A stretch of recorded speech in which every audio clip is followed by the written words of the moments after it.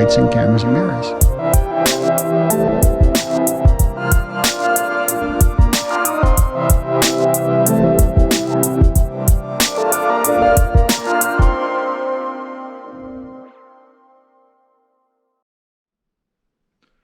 Oh, hello. It's your boy, Oscar Deluxe. Today, we're going to go over Jim Jarmusch's 2009 film, The Limits of Control.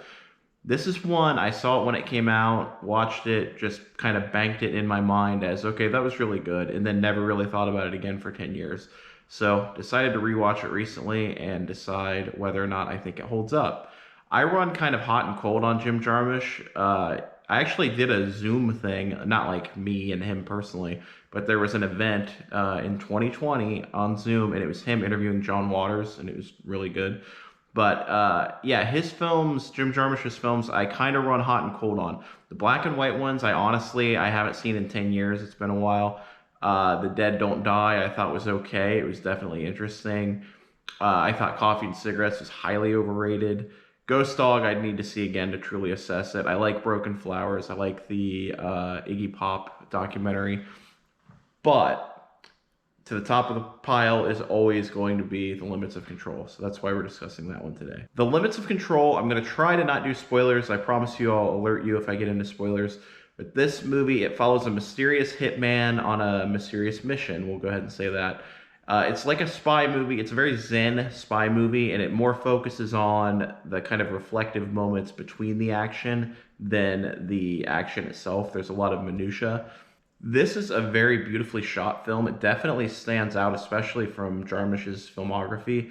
Almost every shot is breathtaking, and the cinematography is really on another level. It's some of the best I've ever seen in any film. He truly gets the most out of his environments, out of his settings, and not a single shot in the entire film is wasted. When I first saw this in 2009 or 2010, 10 years ago, so I would have been about 24, 25. At that point in my film watching career, I was really, my whole thing was just watch a movie and then 2 seconds into the credits, like, do I get this? What happened? What's the main thing going on in this film? Do I get it? I was hung up on, do I get it? Do I get the plot? Do I get the story? Am I interpreting this correctly? So I would immediately hop on Wikipedia, and I was just so about that. And I think that kind of film viewing, it has its place, and there are definitely a lot of Christopher Nolan fans that will tell you that. But I think for this movie, it's a true misnomer to look at it that way. You really miss the point of this film if you take it in that way and you get hung up on the plot. It's a very sparse plot anyway. But if you get hung up on the ending, if you get hung up on what's happening, it's a very not the right way to take this film, in my opinion. The Limits of Control is definitely a lesson in the journey being the destination. And there's these amazing locales, amazing settings, and you just soak them in and be appreciative that you're there to see them.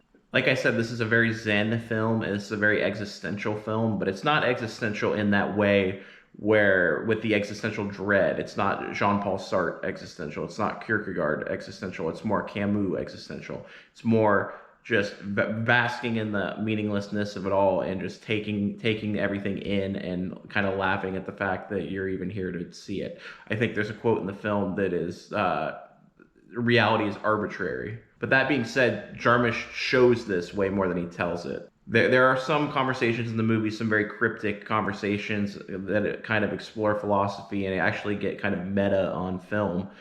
But more often than not in this film, he's showing you. He's showing you with the main character who expresses upwards of two emotions in 2 hours.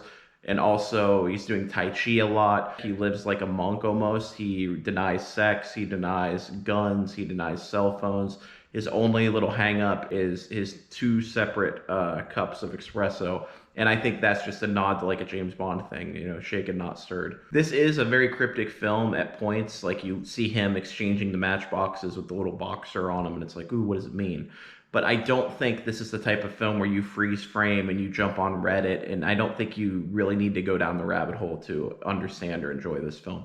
So as opposed to something like Under the Silver Lake, where I think if you go down the rabbit hole in that movie, it would probably be very fruitful. And I think I've said that before on this channel.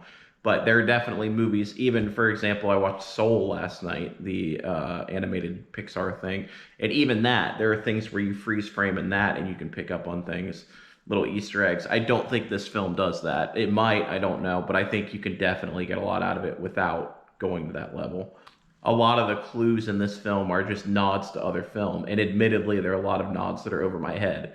Jarmusch is a big fan of like Far East, like Asian films and Asian culture and heritage and things like that. And I'll admit I've kind of gone to school in 2020 on a lot of genres and a lot of classics, but Asian film I'm very deficient in. So let's talk about the cast. Jarmusch cast some of his favorite people from his stable. We've got Bill Murray, we've got Bernal, I forget his first name. We've got Tilda Swinton, but big stars, very big stars. But for the most part, they're kind of unrecognizable, so it doesn't really matter, and they kind of slot right into the film. But in the case of Bill Murray, this is one of my major gripes about this film, is that it's fucking Bill Murray. It completely takes you out of the film, and he shows up towards the end of the film. For such an art house film that you kind of luxuriate in the abstractness and it's a kind of meditative, to see Bill Murray completely pulls you out of that. It's very distracting. The score is also very good. He uses music by Boris, the doom metal band that kind of does like shoegaze stuff, just wailing fucking guitars.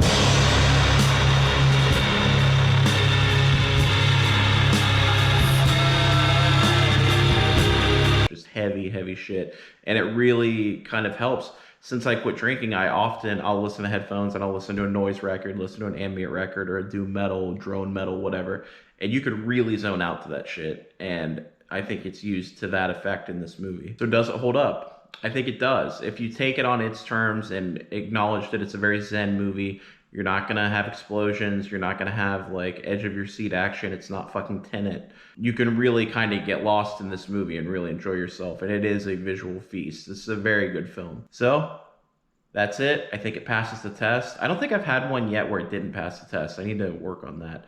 But as far as movies I watched 8, 9, 10 years ago, and then I watch them again now, this one definitely holds up.